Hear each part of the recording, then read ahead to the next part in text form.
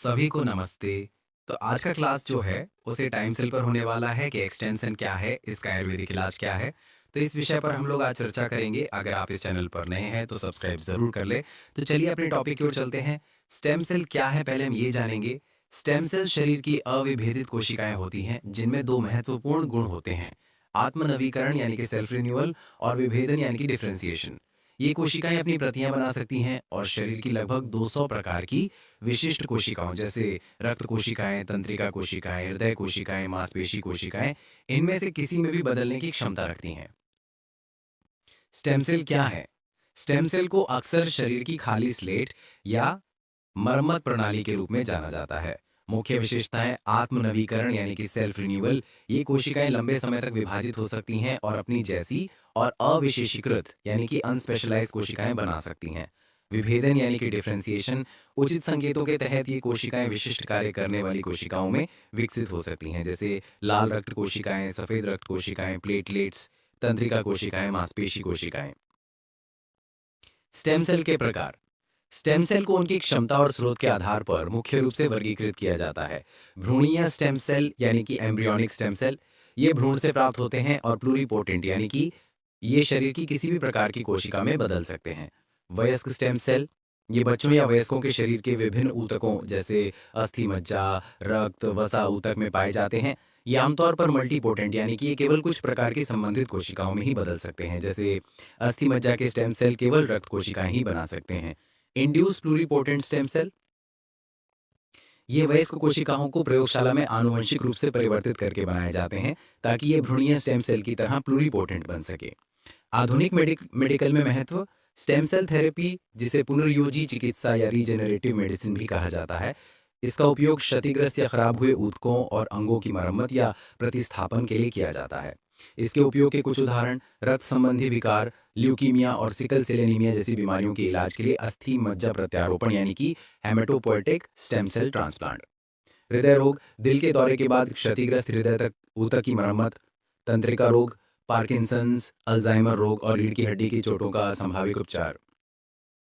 Stem cell का आयुर्वेदिक परिप्रेक्ष्य यानी कि आयुर्वेदिक ट्रीटमेंट। आयुर्वेद, जो भारत की पारंपरिक चिकित्सा पद्धति है, सीधे तौर पर स्टेम सेल शब्द का उपयोग नहीं करता है क्योंकि ये एक आधुनिक वैज्ञानिक अवधारणा है।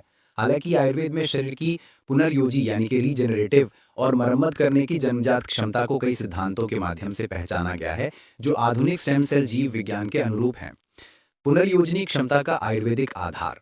आयुर्वेद के अनुसार शरीर की 7 मूलभूत ऊतकों यानी कि सप्त धातु से बना है। रस यानी कि प्लाज्मा, रक्त यानी कि रक्त कोशिकाएं, मांस यानी कि मांसपेशी, मेद यानी कि वसा, अस्थि यानी कि हड्डी, मज्जा यानी कि अस्थि मज्जा या तंत्रिका ऊतक और शुक्र यानी कि प्रजनन सार।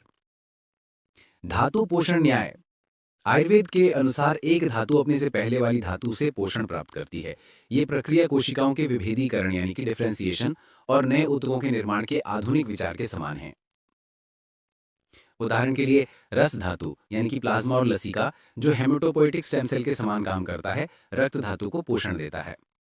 ओजस, ओजस को शरीर की जीवन शक्ति, प्रतिरक्षा और दीर्घायु का सार माना जाता है। ये ऊतक पोषण और कोशिकीय नवीकरण में महत्वपूर्ण भूमिका निभाता है।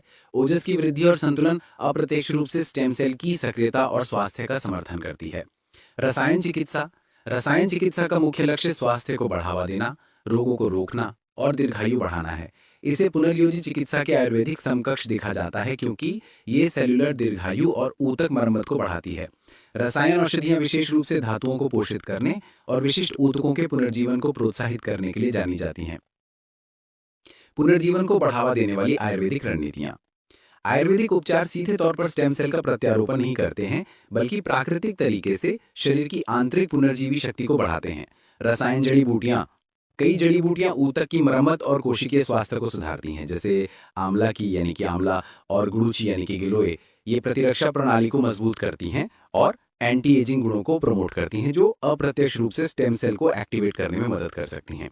ब्रह्मी यानी कि ब्रह्मी और गोटुकोला, ये मस्तिष्क और तंत्रिका कोशिकाओं का समर्थन करके न्यूरोजेनेसिस में सहायता करती हैं, नई तंत्रिका कोशिकाओं का निर्माण। अश्वगंधा, शिलाजीत, ये ऊतक शक्ति और सहनशीलता को बढ़ाते हैं, जो समग्र कोशिकीय स्वास्थ्य का समर्थन करते हैं। पंचकर्मा, ये विषाक्त कण डिटॉक्सिकेशन उपचारों का एक समूह है जो शरीर से विषाक्त पदार्थों को हटाता है। माना जाता है कि विषाक्त पदार्थों को हटाने से कोशिकाओं के कामकाज में सुधार होता है और पुनर्जीवन की प्रक्रिया में बाधा डालने वाले कारकों को दूर किया जाता है, जिससे स्टेम सेल का अनुकूलतम एक्टिवेशन सुनिश्चित होता है। आहार और जीवन शैली। आयुर्वेदिक आहार विज्ञान सात्विक आहार, ऋतुचर्या और उचित जीवन शैली शरीर के संतुलन त्रिदोष को बनाए रखती है, जो सभी कोशिकीय प्रक्रियाओं और ऊतकों के स्वस्थ पोषण के लिए महत्वपूर्ण है। तो मैं आशा करता हूं कि आप लोग वीडियो को पूरा देख करके समझ गए होंगे कि स्टेम सेल क्या है और इसका आयुर्वेदिक इलाज क्या है। अगर किसी तरह का प्रॉब्लम हो तो मुझे कमेंट करें। Thank you.